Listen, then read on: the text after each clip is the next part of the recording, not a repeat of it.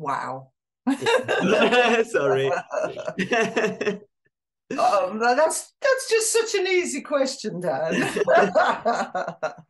Hi everyone, welcome to Poetology. This video is an interview with the poet Maria Jastrzebska, and we'll be talking about her book, The True Story of Cowboy Hat and Ingénue. Maria and I will be talking about the form, about the use of Spanish in the book, and about queer and lesbian poetry in general. I hope you enjoy this interview as much as I enjoyed giving it, and I'll see you at the end of this exchange. Hi, Maria. Bonjour, ça va? Hi there. Très bien, merci. Thank you so much for agreeing to do this interview with me. I'm very excited to have you here, and we're going to talk about your collection, The True Story of Cowboy Hat and Ingénue. Thank you for having me. I'm really excited too, and it's lovely to see you. Okay, so let's talk about this book. How did the project come about, and how does it fit within other work that you have produced until now? Well, it probably started with landscapes. First of all, I was really lucky that I had some time to travel, both in California and in mainland Spain. And so that just took me somewhere else. The book itself came out of just a few lines that I wrote, and they were about the stillness of noontime in a hot place. And I had no idea initially that a whole book would come out of that, but it did, and they're the lines that are in the prologue of the whole book. It's also very different from other things that I'd written before, because it's a book of fiction. Mm-hmm. And I mean, you know, when we write, you know, the lyric I, the autobiographical I, we're often writing about, you know, it's not necessarily ourselves anyway. And when we're writing fiction, it is often about ourselves. So, you know, I'm aware of that. But this is a work of fiction. It has two main protagonists, Cowboy Hat and Ingénue, the two women who fall in love. And then their story is interwoven with a whole host of other characters. There's a nun, a brothel keeper, a soldier, a martial arts maestro. There's the bearded lady, children, lots of other outcasts, you know, on the run from war or oppression of some kind.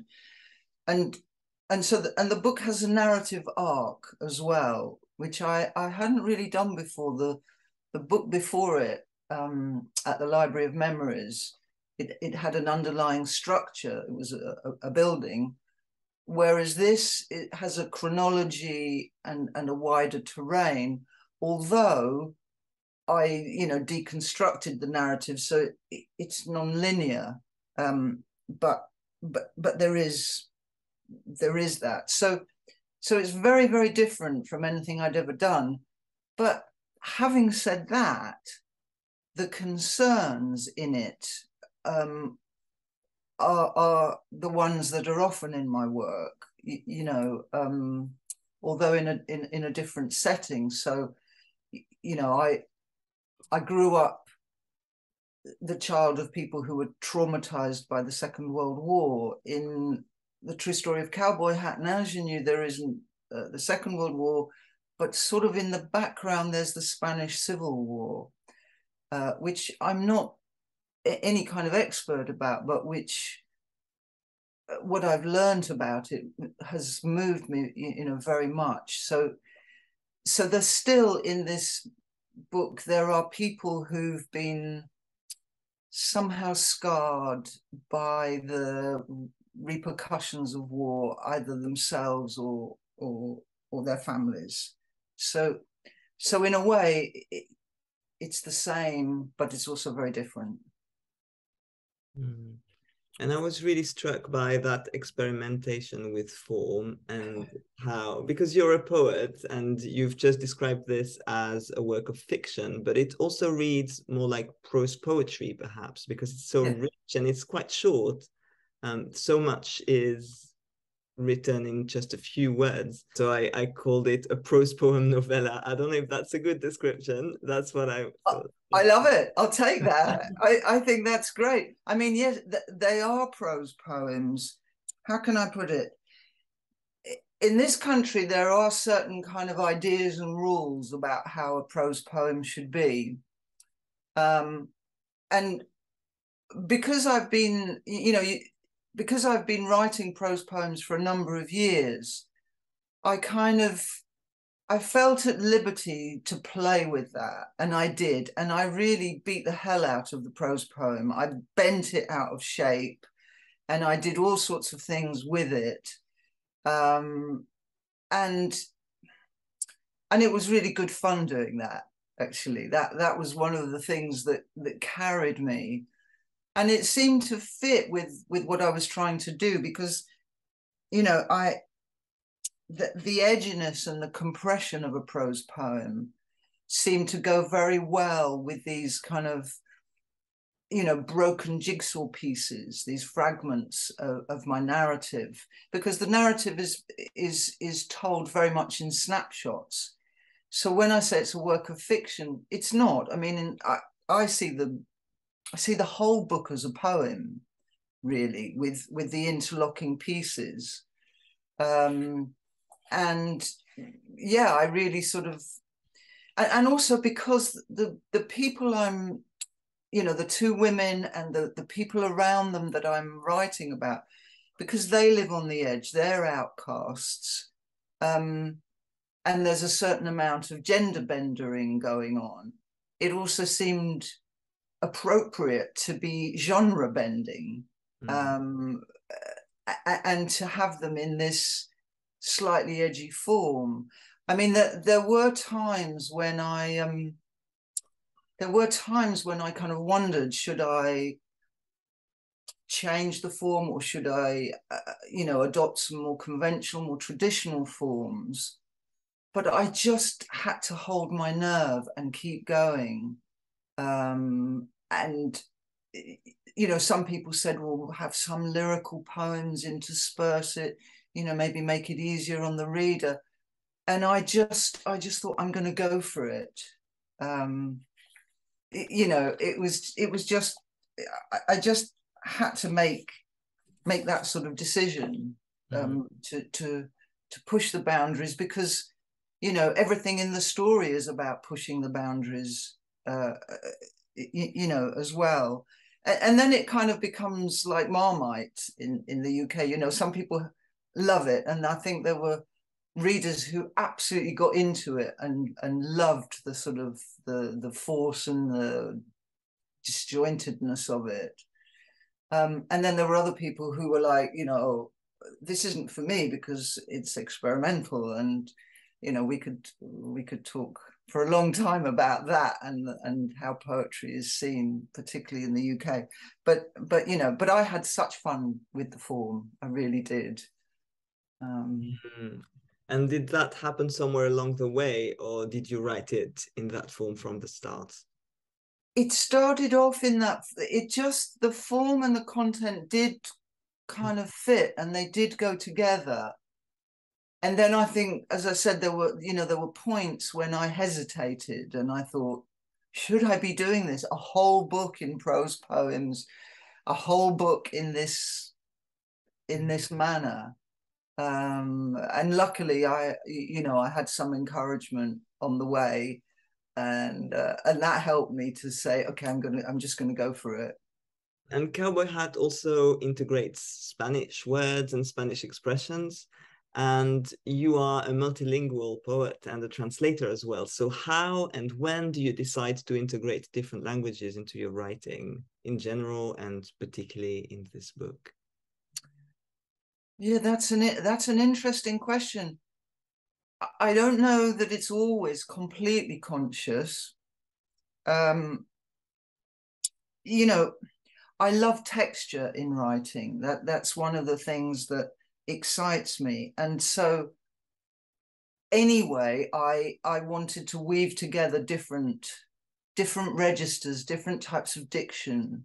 You know, so you've got, you know, Cowboy hat waffles on and likes to philosophize about the nature of the universe and science and things like that. So you've got that sort of language.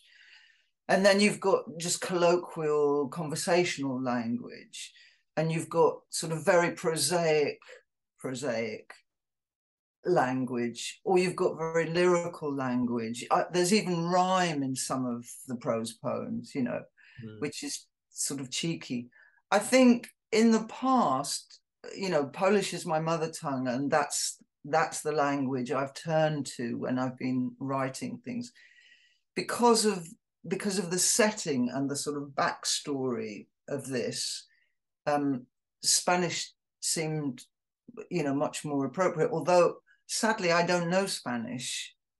So I just, you know, I was just kind of being bold and cheeky with this. And I think it's that, you know, I know you've talked about writing in English rather than in your first language, and I also, you know, write in English, and I love writing in English. You know, I really enjoy it, but at the same time, it's never quite enough.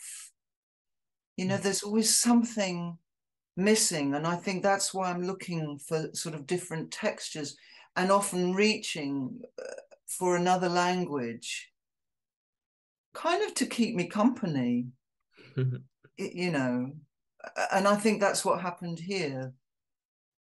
As you said earlier, the main characters in Cowboy Hat and Ingénue, who are also in the title, are a lesbian couple with, you know, the high and lows of the relationship and that backdrop of political unrest.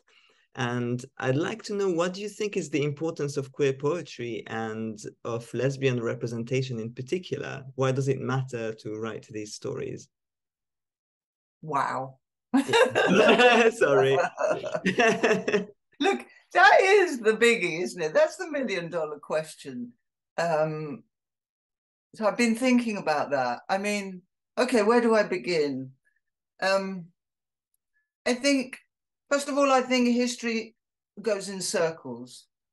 I think at different moments in time, a particular group, a particular minority suddenly becomes flavor of the month for a little while, and then it gets dropped.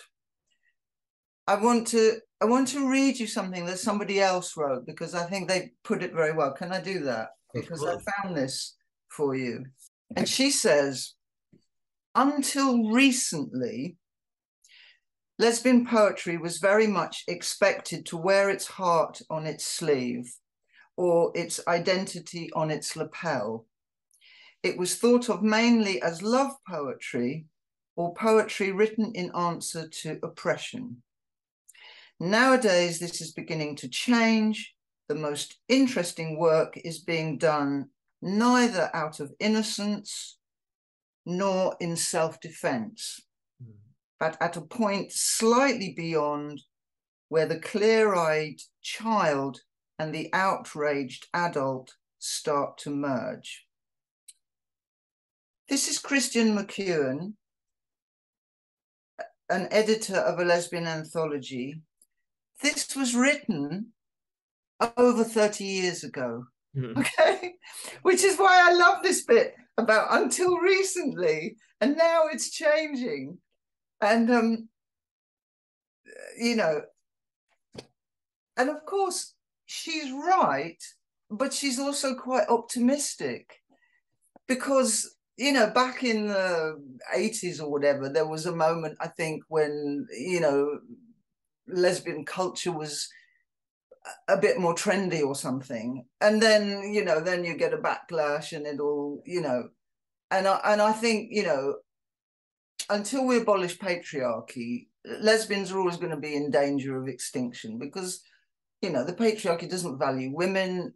It certainly doesn't value women who step out of line and don't conform to, you know, heteronormative, etc., etc. So in a way, we're then stuck with this wearing something on our lapel. And this is 30 years on, you know what I mean? And it's just like, that's what I mean about things kind of, you know, things going round. Having said that, first of all, you know, not every lesbian, not every queer person has to write overtly, explicitly, directly about those things. And the things we write are not necessarily all going to be the same anyway, because we're a diverse bunch. You know, with me, you're never going to get just one identity. You're always going to get, you know, at least two. And in Cowboy Hat, you know, with the prose poem that you were mentioning, that works because things are literally intersected in the book. You know, it's literally intersectional. So, you know, are we representative? Are we not representative? It's only a question we have to ask because we're seen as other. You know, if you're not seen as other, that's not something you have to even sort of think about or worry about.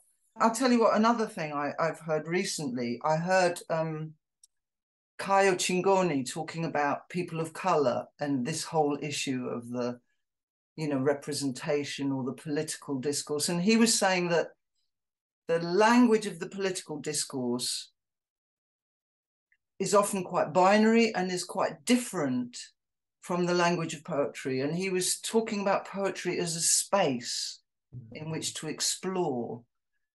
And I think, you know, poets are not necessarily ambassadors, although sometimes people treat us as though we are, but I think we are explorers. And with this book, I think this is probably my most lesbian book out of, you know, obviously lesbian book out of all my books. And I deliberately use the pronoun she, whereas in something else I've used they, you know, and I wanted it to be very visible, but I also wanted it to be complex because things aren't straightforward. You know, the outcasts in this book, they run away, they leave the city, they go and live in this rural community, they're trying to build their utopia,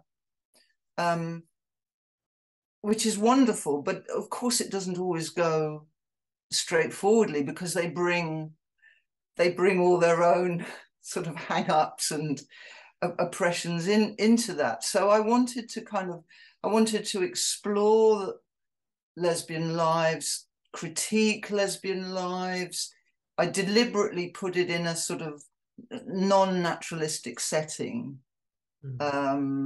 because that helped me sort of look at it more. And, you know, and there are things that they're grappling with. You know, I mean, Cowboy Hat, you know, has this obsession with cowboys. And, you know, it's that Western trope, you know, I certainly grew up with Westerns. They're deeply macho, deeply homophobic, and profoundly racist.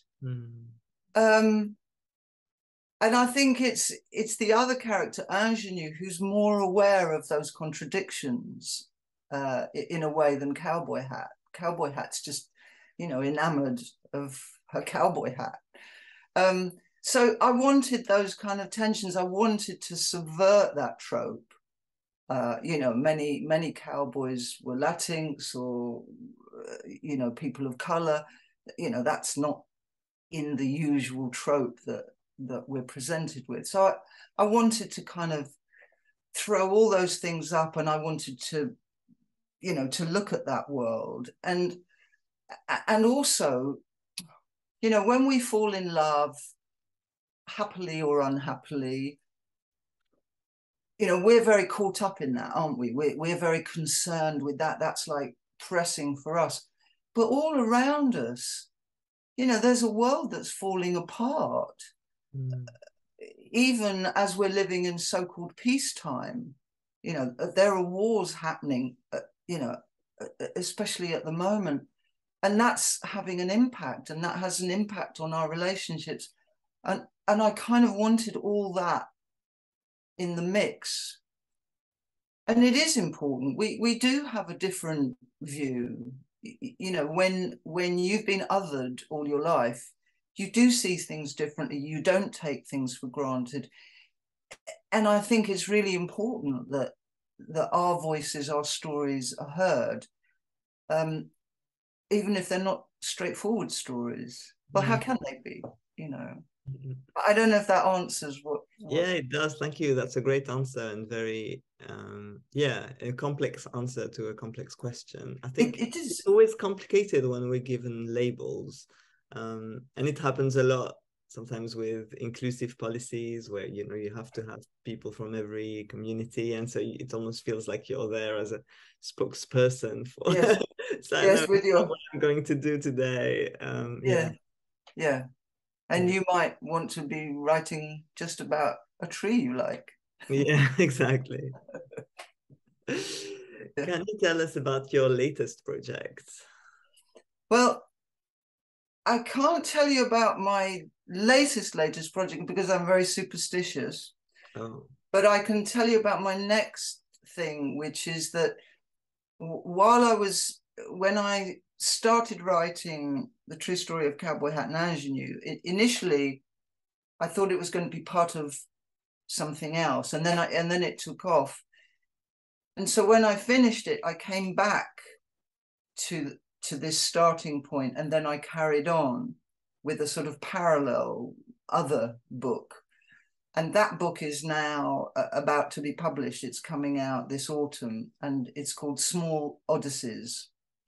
And it's coming out from Waterloo Press, and it's going to be launched in Brighton during the Coast is Queer festival here. It's a literature festival, and that's it's the second weekend of October. I don't have more precise dates than that yet, but I'm very excited about that because that's a kind of a companion to this book, but it was written a bit later than this book, and it's always exciting to have a new book out.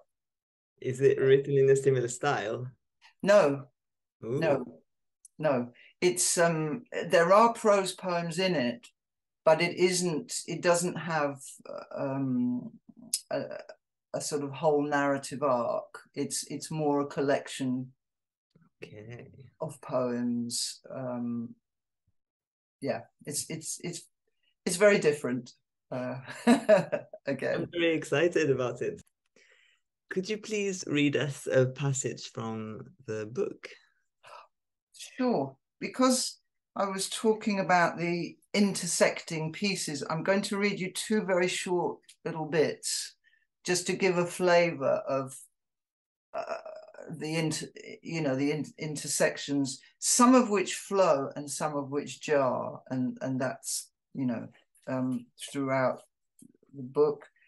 And one is about a character called Claribel, who is on the run at various points in the book. And then the other is about Cowboy Hat and Ingénue's relationship. The first thing Claribel had done after they left her face down in the sand was kill the mule. They'd shot it many times, deliberately avoiding head or heart, so that it lay whimpering and twitching on its side. They'd done this to terrify her, but kept her alive for sport.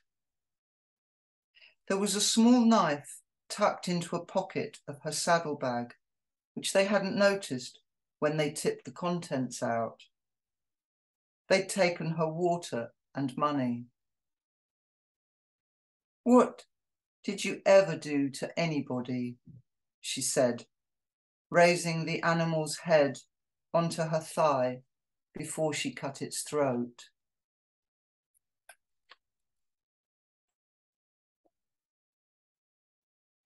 This is what Cowboy Hat and Ingénue argued about. Who let the storm in? Who'd waited up all night, lit candles, cooked? Who hadn't asked for anyone to wait? Who never asks for anything? Who was so drunk they kicked the woodpile over? Who dissects details as if they were frogs? Who hurled the first insult, saying burro means donkey? Who, por Dios, said who would end up like her father? Who said mother, which is worse? Who said who is aping, pistol-waving rancheros, gunslingers? Who only muttered something? Whose eyes dart to another woman every time? Who always thinks she's right, as though she was canonizada, saintly? Who jumped onto a table in the El Dorado bar yelling, "What's the point of loving women if they act like men?" Toppled, still yelling, "Men are kinder, donkeys too." Who cheated? Whose hands reached over and whose fist opened like white saguaro? Who cheated? When is too late? Who broke whose heart? Thank you. That's an amazing passage. Thank you for listening. Yeah, you're welcome. I'll put all your details under the video and the book's details as well. So thank you. They're accessible, and your social media handles and everything. But thank you so much for being part of this interview and talking about your book. It was really great. Oh, thank you so much for inviting me and listening to me. It's great. I hope to see you again. Yeah, see you again soon. All right. I hope this was an interesting interview for you, that you enjoyed it very much. If you want to see more of these, please subscribe to the channel so that you don't miss out. Thank you again to Maria for giving this interview, and I hope to see you all again very soon. Bye.